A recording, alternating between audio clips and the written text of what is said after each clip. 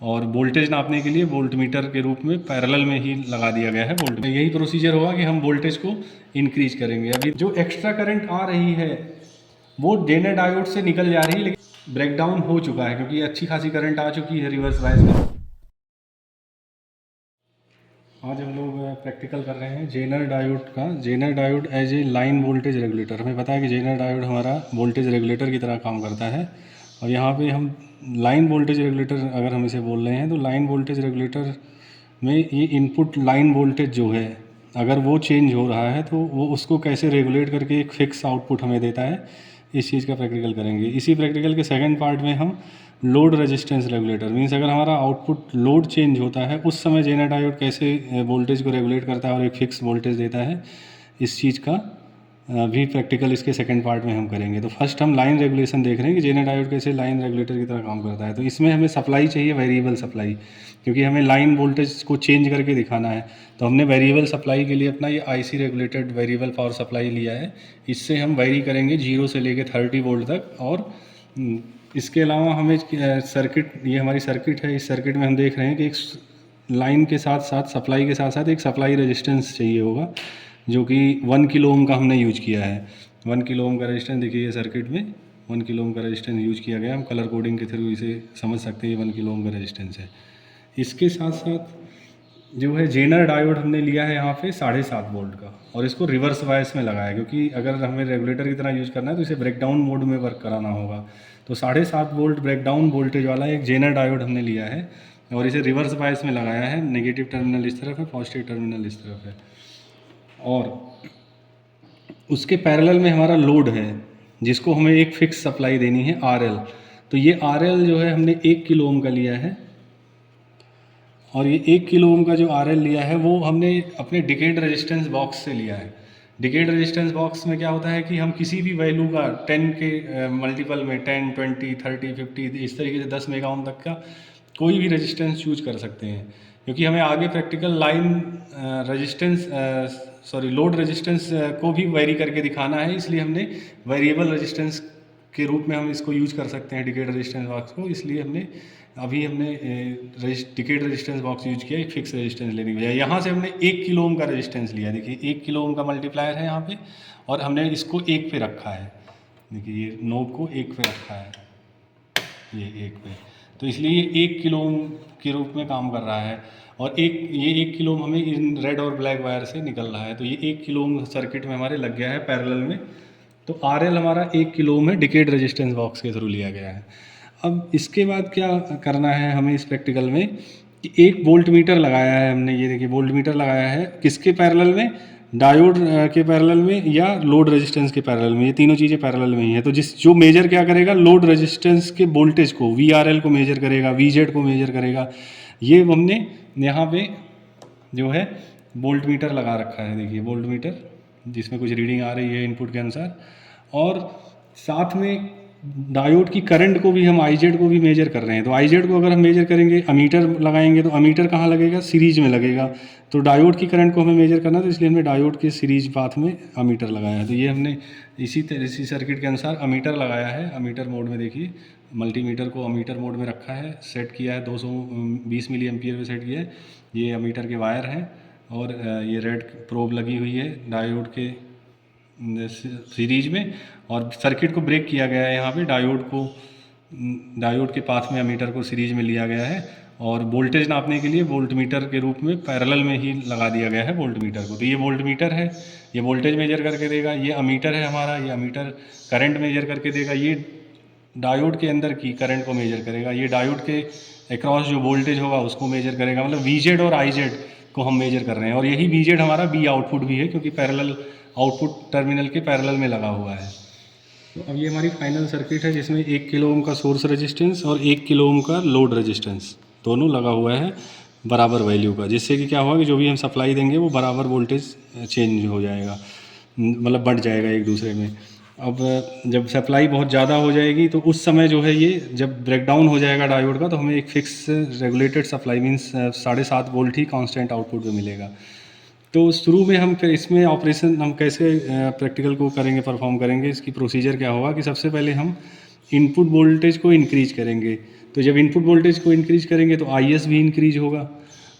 लेकिन तो जब डायोड ब्रेकडाउन मोड में चला जाएगा तो उस समय कोई भी सिग्निफिकेंट चेंज VZ में नहीं होगा और IL जो है फिक्स्ड हो जाएगा, लोड रजिस्ट करंट फिक्स हो जाएगी और उसके अनुसार IL इंटू RL मतलब B आउटपुट भी फिक्स हो जाएगा। B आउटपुट बराबर IL इंटू RL जो कि VZ के बराबर होगा, फिक्स हो जाएगा। और यही हम अपनी ऑब्जर्वेशन टेबल में देखेंगे कि हम सोर्स 3 हमारी यहाँ पे कॉलम है। पहला हमने सोर्स सप्लाई अपनी जो देंगे हम उसको नोट करेंगे, दूसरा हम VZ को नोट करेंगे, कहाँ से देखेंगे, VS कैसे देखेंगे, हमारे IC रेगुलेटेड पावर सप्लाई में वोल्टेज ऑलरेडी दिया हुआ, वोल्ट मीटर लगा हुआ है, डिजिटल वोल्ट मीटर देखिए अभी 1.7 वोल्ट है। तो ये यहाँ से हम रीडिंग रेगुलर लेते रहेंगे तो ये हमारी वोल्टेज मेजर हो जाएगा कि हमारा इनपुट वोल्टेज कितना है, VS कितना है, उसकी रीडिंग लिखते चले जाएंगे।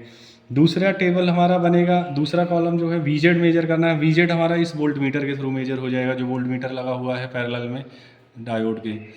और तीसरी जो करंट IZ थर्ड कॉलम है IZ, ये IZ जो है हमारा अमीटर से मेजर हो जाएगा जो सीरीज में यहाँ पे लगा हुआ है।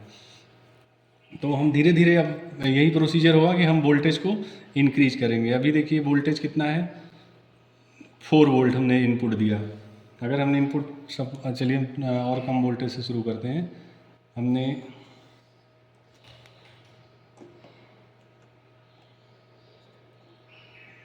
ये सप्लाई अभी 1 वोल्ट मिनिमम हो रही है तो हमने चलिए 1.7 वोल्ट दिया जब, तो हमें आउटपुट कितना मिल रहा है, आउटपुट वोल्टेज 0.83 वोल्ट। और करंट कितनी है, करंट 0 है, क्योंकि अभी रिवर्स बायस में, जैसे हमने रिवर्स बायस की कैरेक्टरिस्टिक्स जानते हैं कि करंट 0 रहती है शुरू में जब तक ब्रेकडाउन नहीं होता। तो रिवर्स बायस में डायोड है ये VZ, ये IZ, तो करंट अभी 0.8 वोल्ट पे 0 ही रहेगी क्योंकि ब्रेकडाउन तो इसका 7.5 वोल्ट पे होगा। हमें पता है हमने जेनर डायोड 7.5 वोल्ट का जेनर डायोड लिया है सर्किट में, तो 7.5 पे ही ब्रेकडाउन मिलना चाहिए हमें। तो इसलिए जब हमने 1.7 वोल्ट दिया तो जेनर डायोड पे 0.83 वोल्ट मिला। अब हम एक बार 4 वोल्ट दिया हमने, तो हमें आउटपुट कितना मिल रहा है, 1.94 वोल्ट, और करंट कितनी है, 0 है। अब इस 4 को हमने ये 6 वोल्ट कर दिया, उस समय हमारा आउटपुट लगभग 3 वोल्ट के करीब हो गया, 2.92 वोल्ट। लेकिन करंट अभी भी 0 क्योंकि ब्रेकडाउन नहीं हुआ है, अभी भी रिवर्स बायस में ब्लॉकिंग रेंज में है, कट ऑफ में है, डायोड ब्लॉक कर रहा है, करंट को नहीं जाने दे रहा है। अब हमने 8 वोल्ट वोल्टेज कर दिया, 8.4 वोल्ट। अभी आउटपुट वोल्टेज 4 हो गया, दोनों रेजिस्टेंस में आधा आधा बढ़ जा रहा है, लेकिन करंट अभी भी 0 है क्योंकि जेनर डायोड के क्रॉस 4 वोल्ट है रिवर्स बायस में, तो उसका अभी ब्रेकडाउन नहीं हुआ है डायोड का। तो ये पैरेलल में हमारी VI कैरेक्टरिस्टिक्स भी जेनर डायोड की एक तरीके से निकल के आ रही है। अब हमने 10 वोल्ट कर दिया, 10 वोल्ट पे आउटपुट 4.66 है, करंट अभी भी 0 है, मीटर में करंट 0 है। अब हम क्या करेंगे, वोल्टेज को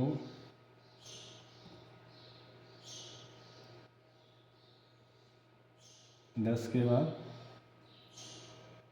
13 वोल्ट पे हमने देखा, 2 वोल्ट के डिफरेंस में 13 वोल्ट पे कितना हो गया आउटपुट, 6.22। अभी मतलब आउटपुट वोल्टेज बढ़ रहा है क्योंकि जेनर डायोड अपने ब्रेकडाउन रीजन में आया ही नहीं है, तो 6.22 वोल्ट हो गया, लेकिन तो करंट अभी भी 0 है। ये हम रीडिंग टेबल बनाते चले जाएंगे। अब हम 13 के बाद जब 14 करेंगे, यहाँ पे हम थोड़ा सा धीरे धीरे चेंज करेंगे। तो देखिए 14.3 वोल्ट जब हमने किया तो आउटपुट हो गया 6.78, लेकिन करंट जो है हल्की सी अभी भी नहीं आई है। अब 14 के बजाय जब हम 14.5 कर दिए या 15 वोल्ट कर दिए, 15 वोल्ट, तो आउटपुट हो गया 7.35 वोल्ट जेनर डायोड के क्रॉस, और करंट हो गई 39 माइक्रो एम्पियर। अब यही टेबल को हम आगे फिर से बढ़ाएंगे, VS, VZ और IZ।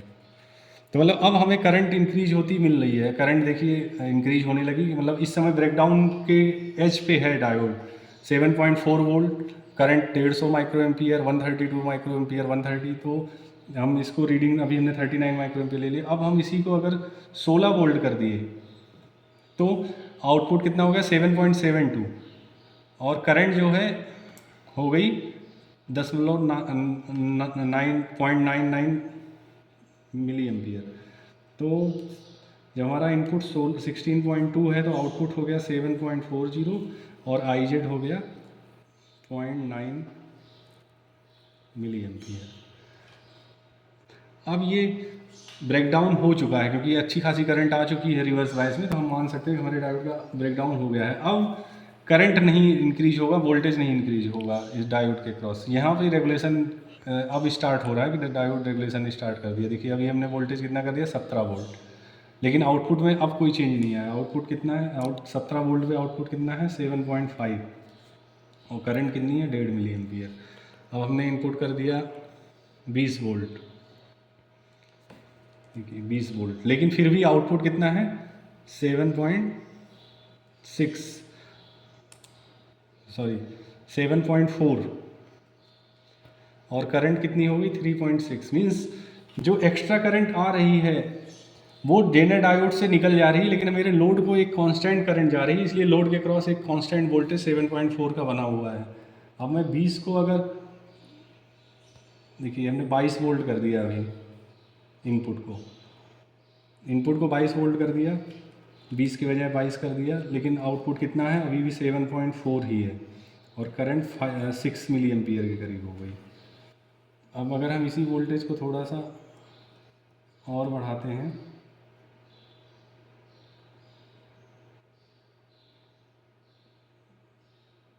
चौबीस करेंगे इस बार, चलिए 25 कर लिया, 25 वोल्ट कर दिया, अभी भी आउटपुट कितना है 7.58, और करंट कितनी हो गई 9 मिली एम्पियर। अब हम इसी वोल्टेज को 25 के बजाय एक बार 30 वोल्ट भी कर देते हैं। अगर हमारा इनपुट 30 वोल्ट भी हो गया,